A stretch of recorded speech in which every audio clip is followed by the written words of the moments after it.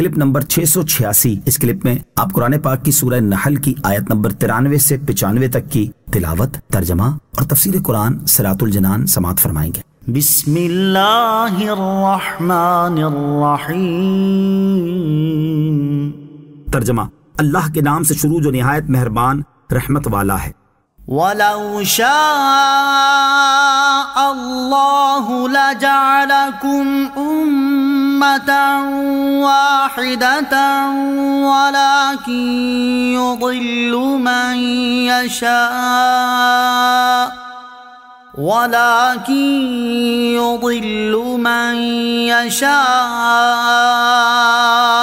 وَيَهْدِي مَن يَشَاءُ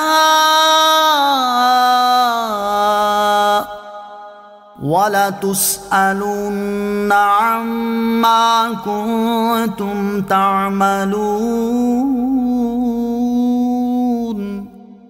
ترجمہ: اور اگر اللہ چاہتا تو سب کو ایک ہی امت بنا دیتا، لیکن اللہ گمراہ کرتا ہے جسے چاہتا ہے اور ہدایت دیتا ہے جسے چاہتا ہے، اور تم سے تمہارے اعمال کے بارے میں ضرور پوچھا جائے گا۔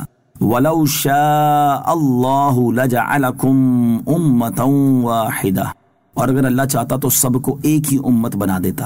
فرمایا گیا کہ اگر اللہ تعالیٰ چاہتا تو تم سب ایک ہی دین پر ہوتے، لیکن اللہ تعالیٰ کی اپنی مشیت اور حکمت ہے جس کے مطابق وہ فیصلے فرماتا ہے، تو وہ اپنے عدل سے جسے چاہتا ہے گمراہ کرتا ہے اور اپنے فضل سے جسے چاہتا ہے ہدایت دیتا ہے۔ اس میں کسی دوسرے کو دخل کی ہمت ہے نہ اجازت۔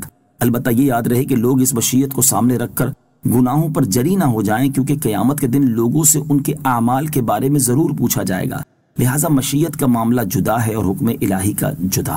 وَلَا تَتَّخِذُوا أَيْمَانَكُمْ دَخَلًا بَيْنَكُمْ فَتَزِلَّ قَدَمٌ بَعْدَ ثُبُوتِهَا وَتَذُوقُوا السُّوءَ بِمَا صَدَدتُّمْ عَن سَبِيلِ اللَّهِ وَلَكُمْ عَذَابٌ عَظِيمٌ۔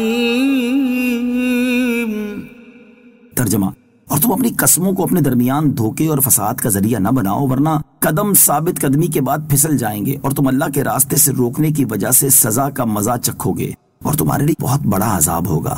وَلَا تَتَّخِذُوا أَيْمَانَكُمْ دَخَلًا بَيْنَكُمْ، اور تم اپنی قسموں کو اپنے درمیان دھوکے اور فساد کا ذریعہ نہ بناؤ۔ اس سے پہلی آیات میں اللہ تعالیٰ نے عہد اور قسمیں توڑنے سے منع فرمایا تھا، اب یہاں دوبارہ اس کام سے تاکیداً منع فرمانے میں اس بات کی طرف اشارہ ہے کہ معاہدہ اور قسمیں پورا کرنے کا معاملہ انتہائی اہم ہے، کیونکہ عہد کی خلاف ورزی میں دین و دنیا کا نقصان ہے اور عہد پورا کرنے میں دنیا و آخرت کی بھلائی ہے۔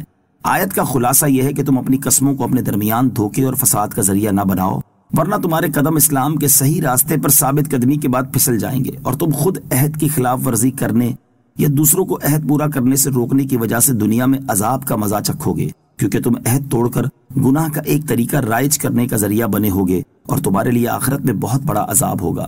بعض مفسرین کے نزدیک اس آیت میں بیعت اسلام کو توڑنے سے منع کیا گیا ہے، کیونکہ ثابت قدمی کے بعد قدموں کے پھسل جانے کی وعید اسی کے مناسب ہے۔ عہد کی پاسداری کے واقعات: اس آیت سے معلوم ہوا کہ اسلام میں عہد کی پاسداری کی بہت اہمیت ہے، اسی مناسبت سے یہاں عہد کی پاسداری سے متعلق 3 واقعات ملاحظہ ہوں۔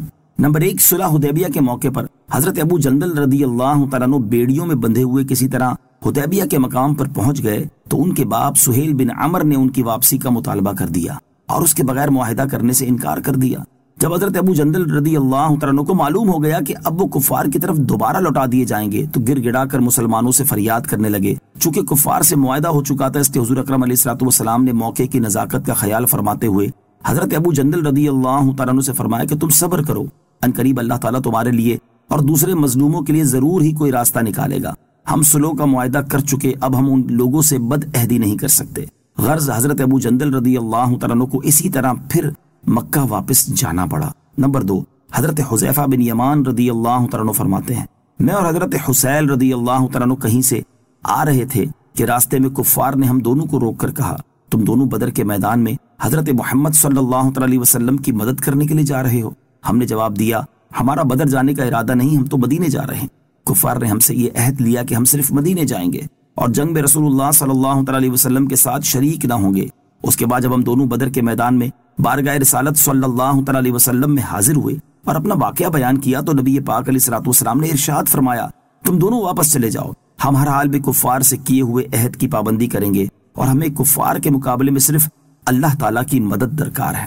وَلَا تَشْتَرُوا بِعَهْدِ اللَّهِ ثَمَنًا قَلِيلًا إِنَّمَا عِندَ اللَّهِ هُوَ خَيْرٌ لَكُمْ إِن كُنتُمْ تَعْلَمُونَ۔ ترجمہ، اور اللہ کے عہد کے بدلے تھوڑی سی قیمت نہ لو، بے شک جو اللہ کے پاس ہے وہ تمہارے لیے بہتر ہے اگر تم جانتے ہو۔